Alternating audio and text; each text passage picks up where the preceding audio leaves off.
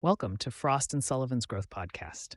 In each episode, we take a deeper look at transformative shifts shaping global ecosystems, from industry megatrends and technology innovation to evolving customer expectations.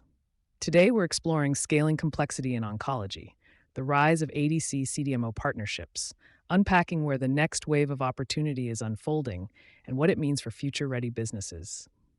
Let's start with the basics. ADCs have been around for a while, but why are they suddenly getting so much attention?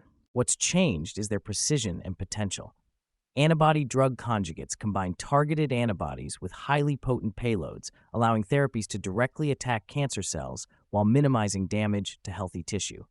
That's a powerful shift in oncology. But developing these therapies isn't exactly straightforward, right? Not at all. ADCs are incredibly complex. You're dealing with antibody production, linker chemistry, cytotoxic payloads, and precise conjugation. Each step requires specialized expertise and strict handling protocols. Is that complexity what's driving the reliance on CDMOs? Exactly. Most biopharma companies don't have the full range of capabilities in-house, so they're turning to experienced CDMOs that can handle everything from development to commercial-scale manufacturing. And the timing seems critical, especially with the growth we're seeing. Absolutely. The ADC space is expected to grow at around 19% CAGR through 2030, driven by a strong clinical pipeline and increasing regulatory approvals.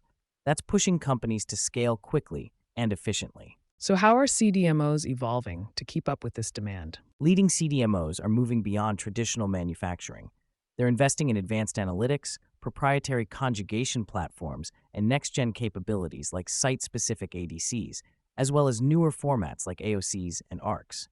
Let's break down what's really driving transformation here. Starting with technology, what's changing? Disruptive technologies are playing a huge role. CDMOs are using advanced process analytics and proprietary platforms to improve yield, ensure consistency, and accelerate release timelines. That's critical when working with such complex molecules. And beyond technology, what broader shifts are shaping this space?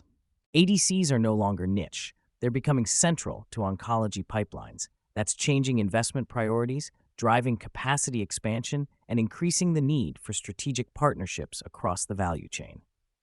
What about external pressures like geopolitics and supply chains?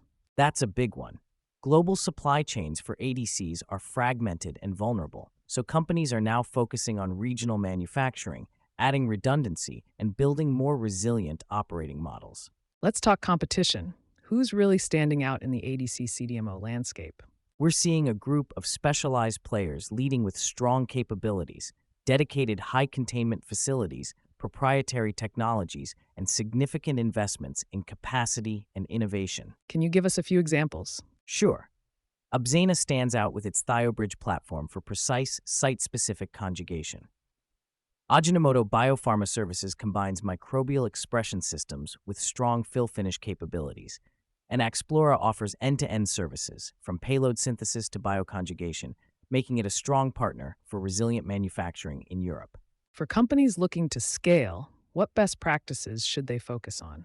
Three things stand out: adopting integrated service models, investing in site-specific conjugation for better product consistency, and building diversified, digitally connected supply chains to support global operations. And where are the biggest growth opportunities emerging?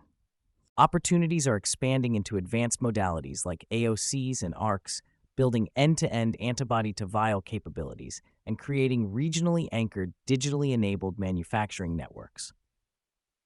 Those that act on these areas will be best positioned to lead. Thanks for joining us on Frost and Sullivan's Growth Podcast.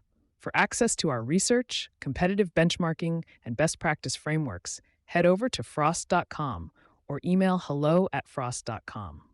We'll be back soon with more to help you stay clear-headed and growth-ready.